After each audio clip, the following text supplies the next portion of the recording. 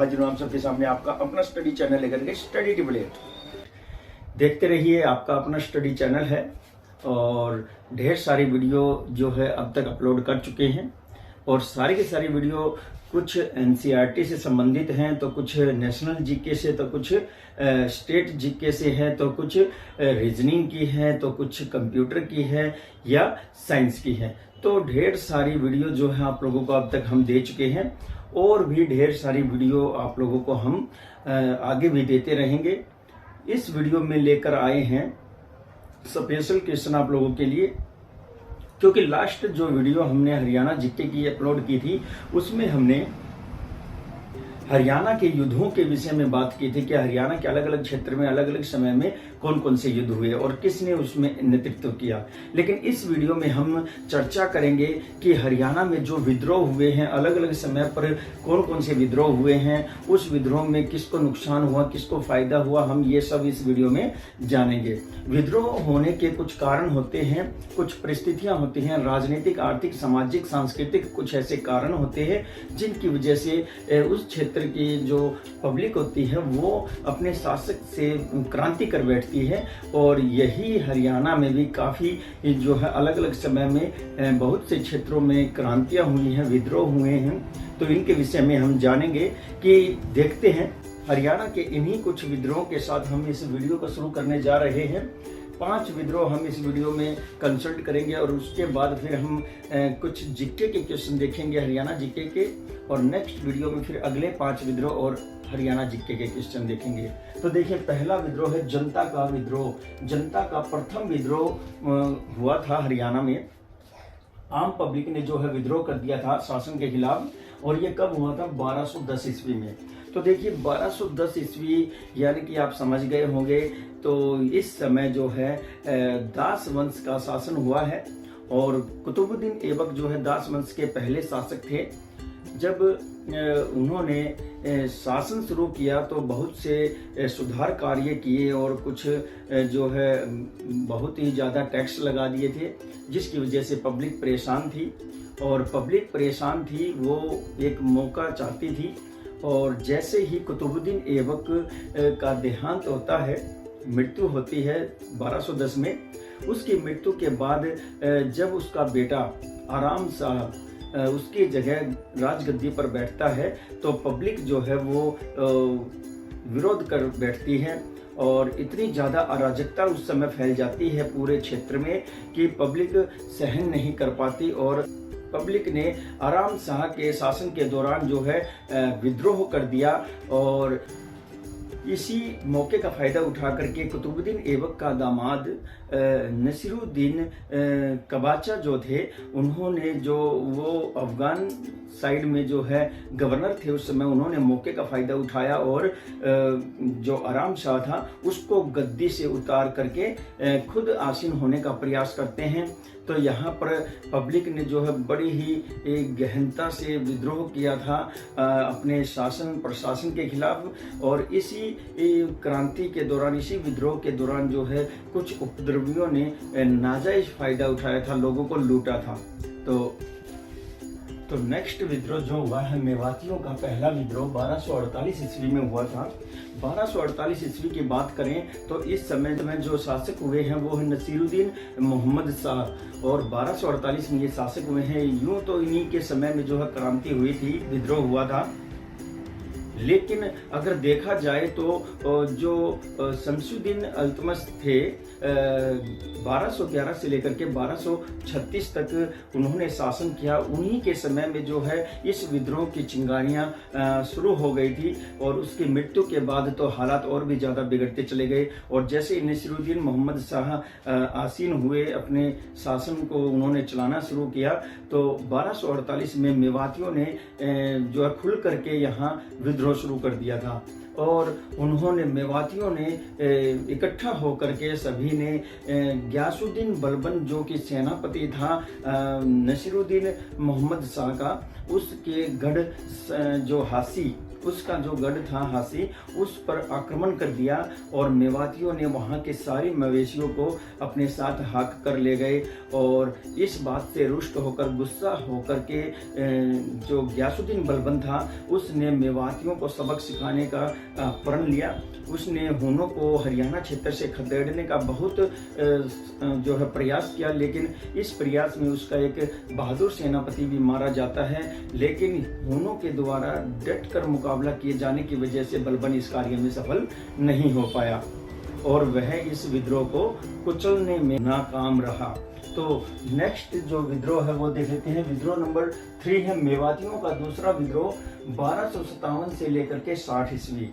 जो ये तीसरा मेवात का विद्रोह हुआ है, ये जो मेवात का दूसरा विद्रोह हुआ है, इसमें बहुत ही आश्चर्यचकित करने वाली एक घटना सामने आई। 1257 से लेकर के 1260 तक ये जो है विद्रोह चला और इस समय जो है मेवातियों ने क्या किया था कि जो आक्रमण करते थे वो बलबन के ठिकानों पर, तो उन्होंने इसी तरह से जो है जब ऊंट, घोड़े आदि सामान के साथ जब बलबन का हस्तबल आता था, एक बाहर से अगर उसके क्षेत्र में आता था तो मेवाती मिलकर के उसको लूट लेते थे और उसके घोड़े, ऊंट आदि मवेशियों को लूटकर आसपास के रणथंभौर तक के क्षेत्र में जो है उनको बांट देते थे गांव वालों में। तो इससे जो है गयासुद्दीन बलबन बड़ा ही रुष्ट रहता था और वह बहुत अथक उसने प्रयत्न किए इस विद्रोह को दबाने के लिए, लेकिन वह असफल रहा। अब हमारा है नंबर 4 कैथल का पहला विद्रोह। कैथल जो हरियाणा का आज एक जिला है, बड़ा ही जबरदस्त जिला रहा है, इसका इतिहास बड़ा ही जबरदस्त रहा है। तो कैथल का पहला विद्रोह हुआ था 1343 में, 1343 में। देखते हैं इसके विषय। ये जो विद्रोह हुआ है, विद्रोह नंबर हमारा कैथल का दूसरा जो पहला विद्रोह हुआ है, कैथल का पहला विद्रोह की शुरुआत होती है तुगलक वंश से। तुगलक वंश में जो दूसरे नंबर का शासक हुआ है मोहम्मद तुगलक जो है, उसने कुछ ऐसे कार्य किए, ऐसे जो है कर लगा दिए जनता के ऊपर जिनको वो वहन नहीं कर सकते थे और बदले में जो है उनसे चुगला कर और जगात कर, जो उनकी फसल होती थी उस पर कर, और जो उनके पशु होते थे उनको दगवा देते थे वो जकात कर के लिए। तो ये सब जो है आम पब्लिक सहन नहीं कर पाई और उनकी हालत दयनीय होती चली गई।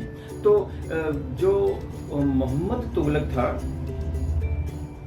वो तो वैसे भी हमारे इतिहास में मशहूर है, एक सनकी राजा के तौर पर, एक जो है पागल बादशाह भी उसको कहा गया है, जिसकी सभी नीतियां असफल रही। तो उसने जो जो नीतियां अपनाई उससे पब्लिक को ही नुकसान हुआ और यह सिलसिला उसने जो है बुलंदशहर से शुरू किया था और ये बुलंदशहर से आग धीरे धीरे हमारे हरियाणा क्षेत्र में भी आ पहुंचती है।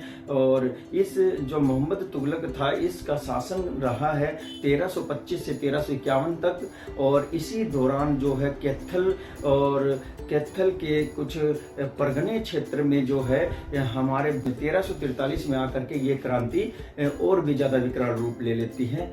तो ये था जो कैथल का पहला विद्रोह था वो। अब देख लेते हैं कैथल का दूसरा विद्रोह, और ये कब हुआ? 1529 ईस्वी में। हमारा क्वेश्चन नंबर 5 जो है कैथल का दूसरा विद्रोह 1529 में हुआ था। यह विद्रोह जो है बाबर के शासनकाल का सबसे खतरनाक और सबसे बड़ा विद्रोह रहा है। बाबर की नीतियों के चलते जब कैथल के शासक, कैथल जो परगना होता था उस समय उसका शासक था मोहन सिंह जो राजपूत था, उसने यहाँ विद्रोह कर दिया था और उसके विद्रोह को बाबर ने बड़ी ही बुरी तरह से कुचला था और बहुत ही ज़्यादा यहाँ नुकसान हुआ था, जान माल की हानि हुई थी। तो उसी समय के एक लेखक हुए हैं, इतिहासकार हुए हैं, जिसका नाम है अहमद यादगार। अहमद यादगार ने तारीख-ए-सलातीन में इसका जिक्र किया। तारीख-ए-सलातीन अफगान नाम से उसने एक पुस्तक लिखी और इसी पुस्तक में इस विद्रोह का उसने जिक्र किया है और बड़ा ही जबरदस्त विद्रोह था ये। मोहन सिंह राजपूत ने इसका नेतृत्व किया था और बाबर ने इसे कुचल दिया था। अब ये थे हमारे जो हरियाणा में अलग अलग क्षेत्र में अलग अलग समय में जो विद्रोह हुए वो, और अगले 5 विद्रोह में नेक्स्ट हरियाणा जीके की वीडियो में लेकर के आऊँगा। इससे आप लोगों को जीके के साथ साथ इनको भी जो है आप स्टेप बाय स्टेप जान सकेंगे। तो देखिए हम अपने वीडियो के जो जीके क्वेश्चन है अब उनको देख लेते हैं। क्वेश्चन क्या कह रहा है, हिंदुस्तान मशीन टूल कहाँ स्थित है। हिंदुस्तान मशीन टूल के विषय में पूछा है और ये कहाँ स्थित है, तो ये पिंजौर में है। कहाँ है, पिंजौर में। पिंजौर कहाँ है, पंचकुला में। क्वेश्चन नंबर 7 है, एस्कर्ट ट्रैक्टर का निर्माण कहाँ होता है। जो एस्कर्ट ट्रैक्टर होता है उसका निर्माण पूछा है कहाँ होता है, तो फरीदाबाद में होता है। क्वेश्चन नंबर 8 है, किस जिले में राजदूत बाइक की फैक्ट्री है। तो राजदूत बाइक की फैक्ट्री पूछ रहा है, किस जिले में है, फरीदाबाद में है। क्वेश्चन नंबर 9 है, सूरजपुर किस उद्योग के लिए प्रसिद्ध है। सूरजपुर एक औद्योगिक क्षेत्र है, हमारे क्षेत्र में बड़ा ही बढ़िया क्षेत्र है ये। यहाँ पर उद्योग स्थापित हुए हैं और जो ये क्षेत्र है ये सीमेंट उद्योग के लिए फेमस है। क्वेश्चन नंबर 10 है, इंजीनियरिंग उद्योग किस जिले में है। तो इंजीनियरिंग उद्योग के विषय में पूछा है, ये किस जिले में है, ये फरीदाबाद में है।